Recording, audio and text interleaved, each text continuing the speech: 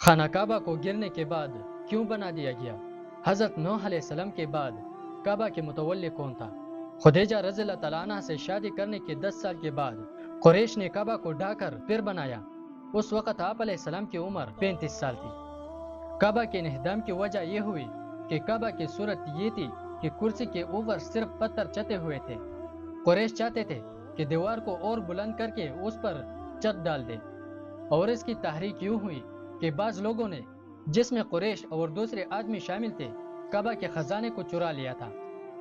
یہ خزانہ کعبہ کے وسط میں جو کنواں تھا اس میں رہا کرتا تھا۔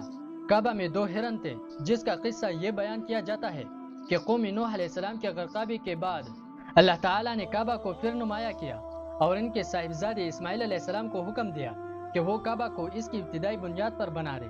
حضرت نوح علیہ السلام کے عہد سے کعبہ کو کوئی والی نہ تھا، اسے اٹھا لیا گیا تھا، چونکہ اللہ تعالیٰ رسول اللہ صلی اللہ علیہ وسلم کو اسماعیل علیہ السلام کی اولاد میں مبعوث فرما کر ان کو یہ سعادت دینا چاہتا تھا۔ اس نے حضرت ابراہیم علیہ السلام کو حکم دیا کہ تم اپنے بیٹے اسماعیل علیہ السلام کو یہاں آباد کرو۔ چنانچہ حضرت نوح علیہ السلام کے بعد اب حضرت ابراہیم علیہ السلام اور اسماعیل علیہ السلام کعبہ کی تولیت انجام دیتے تھے۔ اس وقت مکہ بالکل غیر آباد چٹیل میدان تھا، البتہ اس کے اطراف و اکناف میں جرہم اور عمالقہ بت و باش رکھتے تھے۔ جرہم کی ایک عورت سے حضرت اسماعیل علیہ السلام کی نکاح ہوئی۔ حضرت ابراہیم علیہ السلام کے بعد حضرت اسماعیل علیہ السلام کعبہ کے متولی ہوئے۔ ان کے بعد نوبت متولی ہوا، اس کی ماں جرہمیہ تھی۔ پھر نوبت مر گیا، اور چونکہ حضرت اسماعیل علیہ السلام کی اولاد زیادہ نہ تھی، اس لیے پھر جرہم نے کعبہ کی تولیت پر قبضہ کر لیا۔ جرہم سب سے اول مزاج کعبہ کا متولی ہوا، اس کے بعد اس کی اولاد میں جو سب سے بڑا ہوتا وہ متولی ہوتا۔ عرصے تک اس خاندان میں تولیت متوارثت رہی۔ پھر جرہم نے مکہ میں بدمعاشی اور فسق و فجور شروع کیا، بیت اللہ کی حرمت کو باطل کر دیا۔ اس مال کو جو کعبہ کو بطور نظر کے بیچا جاتا تھا کھانے لگے، جو مکہ میں آتا اس پر ظلم کرتے۔